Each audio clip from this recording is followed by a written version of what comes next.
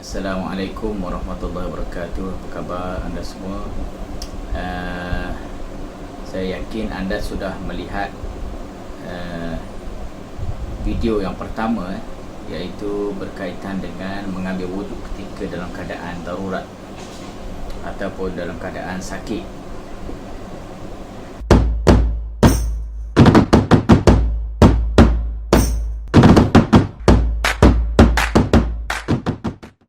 Jadi pada hari ini saya akan sambung lagi video itu, iaitu bagaimana bertayamum dalam keadaan tangan berbalur.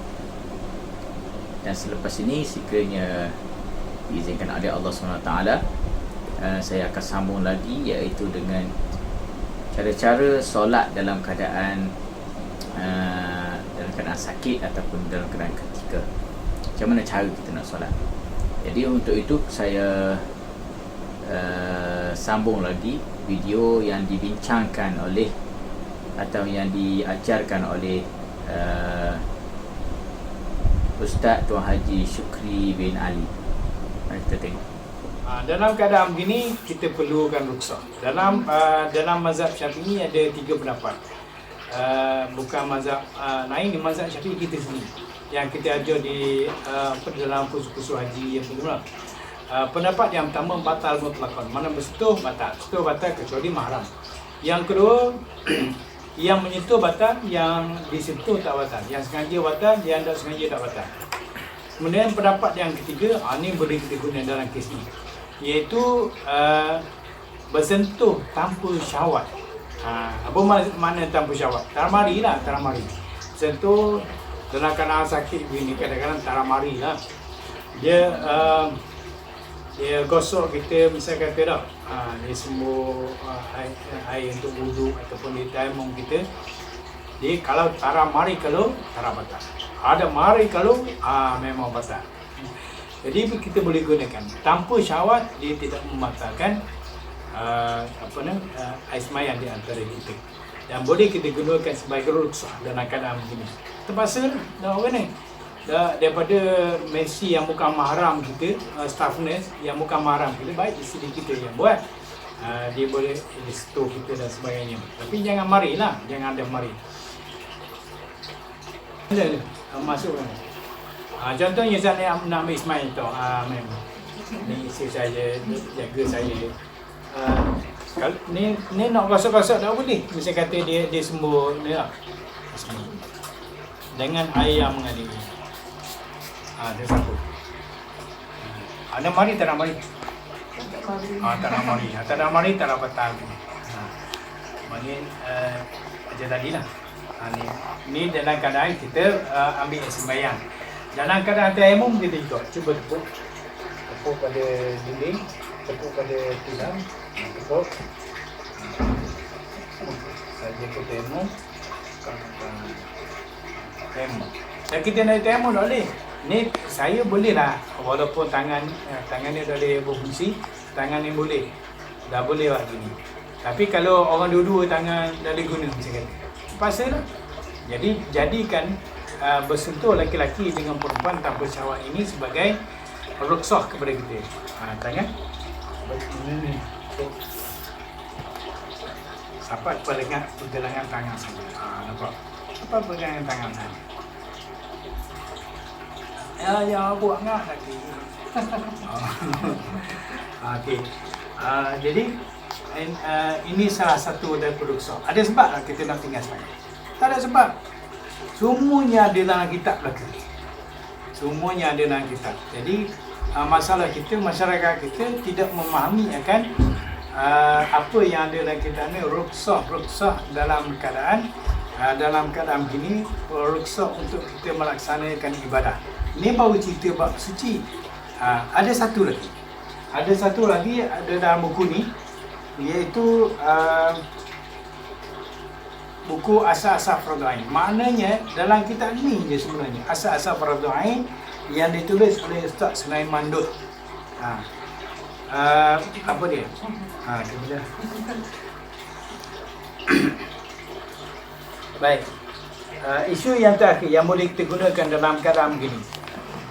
kita nak ambil semayang, punyalah seksa, terpaksa orang tolong kita dan sebagainya, nak kena air, ya Allah kena air itu seksa ya Allah. Jadi dalam keadaan begini boleh kita gunakan rukhsah menjamakkan sembahyang. Rupa-rupanya kita selama ni kita dah faham musafir je boleh musafirnya. Rupa-rupanya dalam kitab Fiqhul Islami wa Adillah tu Dr. Wahbah Zuhaili senaraikan ada 8 jenis sebab 8 jenis manusia boleh sembahyang jamak. Dalam buku ni As-Sah Fardhu Ain, bukan ilmu tinggi ni, As-Sah Fardhu Ain. Pada Mushaf 115 kena ada buku ni di rumah kita. As-Sah Fardhu Ain. Orang yang boleh solat jamak selain daripada orang yang musafir ialah ketika dalam keadaan sakit ataupun uzur. Nampak? Ketika dalam sakit ataupun uzur sehingga tidak dapat mengerjakan solat fardu pada waktu. Mana dalam keadaan begini rupa-rupanya boleh juga kita gunakan rukhsah menjamakkan sembahyang. Jadi boleh jamak saja, tak boleh qasar. Gini mudahnya kita bezakan antara qasar dengan jamak. Kita kena bezakan supaya mudah kita faham apa yang saya nak cerita. Qasar hanya qasar ni hak pak jadi dua tu hanya tertentu untuk orang musafir saja. Lain orang kalau tak boleh. Orang musafir saja boleh qasar sembahyang tu.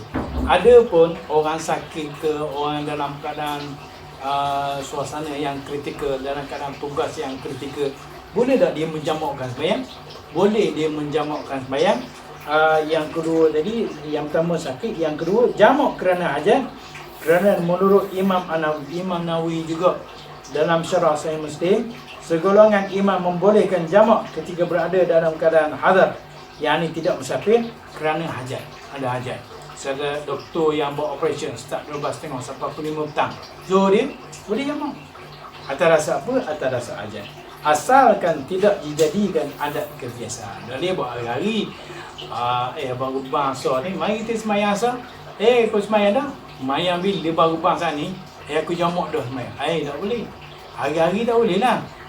Jadi dalam keadaan-keadaan tertentu, dalam keadaan kita boleh kita gunakan rukhsah itu. Itu bukan azimat, itu rukhsah boleh kita gunakan.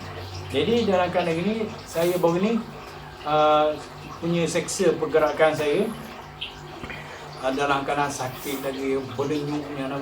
Jadi setelah ambil semayang, rumah saya ambil semayang, kemudian saya semayang Zuhur 4 rakaat. Sebab apa 4 rakaat? Sebab saya tidak musafir. Saya hanya boleh menjamakkan semayang, tapi tak boleh qasar. Faham tu? Tak boleh qasar tapi boleh jamak. Jamak tamam maksudnya. Jadi kalau saya semayang Zuhur 4 rakaat, saya jamak terus dengan asar 4 rakaat. Jadi asar kan dalam keadaan saya uzur masa tu, saya haid lah. Nak sentuh air pula, ya Allah, punya seksa masa tu. Boleh kita gunakan jamak dalam keadaan itu. Jadi dengan 5 rukhsah yang saya ceritakan tadi, rukhsah dalam baru bab taharah, baru bab bersuci untuk kita laksanakan solat kita. Waktu pun ramai orang kita yang tidak menguasainya, menyebabkan mereka tinggal sembahyang. 80% tak sembahyang kerana tak tahu dalam bab ni. Rupanya jamak boleh. Kalau jamak boleh, kalau tahulah 5 perkara, 5 rukhsah yang saya cerita ni, kalau orang kita menguasai lah, agak-agak jadilah 80%. Jadi 80%. Jadi wajib ke atas kita, tak kira kita ni ustaz ke, cikgu ke, tok imam ke, siapa saja kita, penguru ke, ketua pejabat ke, wajib kita menurunkan peratus yang 80% itu supaya orang kita boleh pergi semayang, boleh semayang dalam keadaan tenang, mudah, terutama dalam keadaan yang macam ni. Jadi saya cerita hari ini ada 5 perkara. Ada lagi rukhsah-rukhsah yang lain, nanti kita cerita di hari yang lain. sekadar untuk sekadar setakat itu saja yang boleh kita ceritakan. Dalamilah ia, insya-Allah dia akan membantu kita dalam keadaan ketika dalam keadaan kita yang insya-Allah. Sekian, assalamualaikum warahmatullahi wabarakatuh.